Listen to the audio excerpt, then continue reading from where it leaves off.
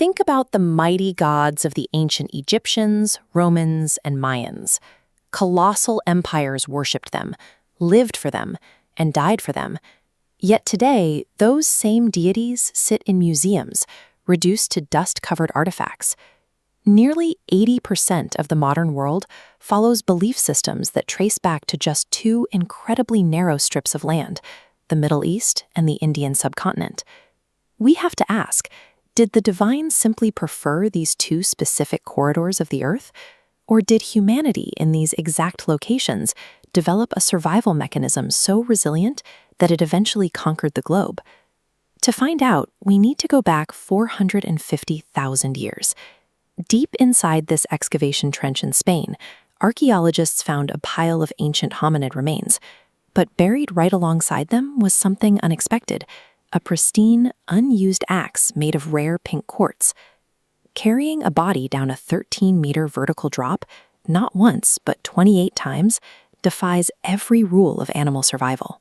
It was a massive energy drain with no biological value. Leaving behind a rare, unused weapon suggests that these hominids were no longer just reacting to death. They were beginning to frame it as a story. To understand why our ancestors did this, look at how our brains handle fear today. In one experiment, psychologists made a group of people feel completely helpless, then showed them random static noise. Those feeling vulnerable literally saw faces and patterns hidden in the static. Their anxiety forced their brains to project meaning where none existed. Early humans lived in an unpredictable wilderness where sudden death was a daily reality. Because their brains were starved for control, they started assigning intent to the rustling leaves, the sudden lightning, and the roaming animals. If a storm hit, a spirit must have sent it. This internal belief system functioned as a psychological software update. By projecting agency onto the unknown, early humans replaced paralyzing fear with a navigable narrative, allowing them to find a sense of control in a chaotic universe. By about 10,000 years ago, the Ice Age ended. The massive animals we used to hunt died off, and humans had spread so far across the globe that migrating to find new food was becoming impossible. We were forced to settle. Only a few lucky pockets had the right conditions. This field shows wild wheat and barley, the cereal crops that make mass farming possible, and they grew naturally almost exclusively in the Middle East and the plains of India. Once people started cultivating these grains, human populations exploded. Scattered hunter-gatherer tribes of 50 people rapidly grew into dense, permanent settlements of 8,000. But there is a biological limit to human cooperation, known as the Dunbar limit. Our brains are generally only capable of maintaining trust with about 150 people. Beyond that threshold, social bonds naturally begin to fracture.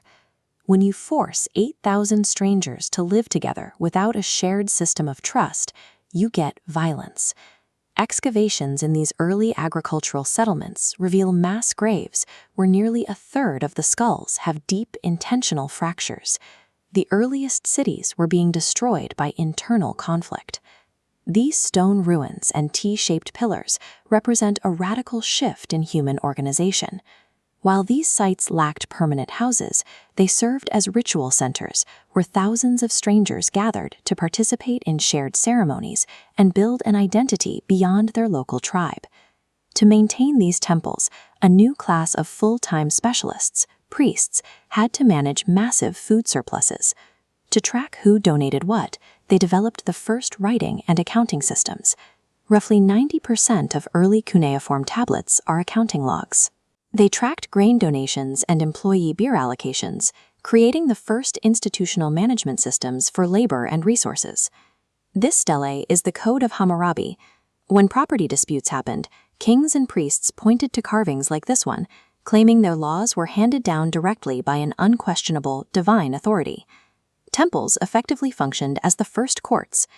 By enforcing these rules in the name of the gods, temples provided the two wheels of civilization: psychological comfort for the individual, and a strict framework for mass social coordination. Both regions used faith to stabilize their growing populations, but unique geographical and social pressures forced their religious blueprints in completely opposite directions. In the Middle East, the religious structure aggressively simplified.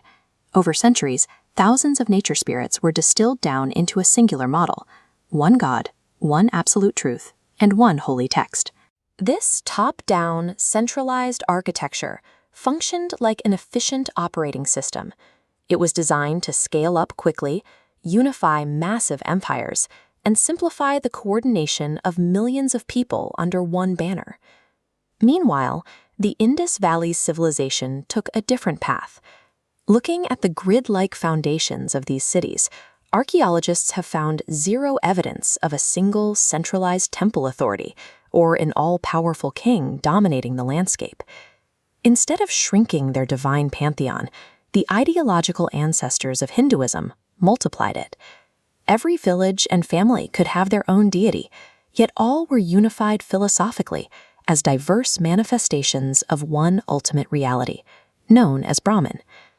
The centralized one-god system successfully marched across the globe, overhauling the cultures of Rome, Egypt, and Europe.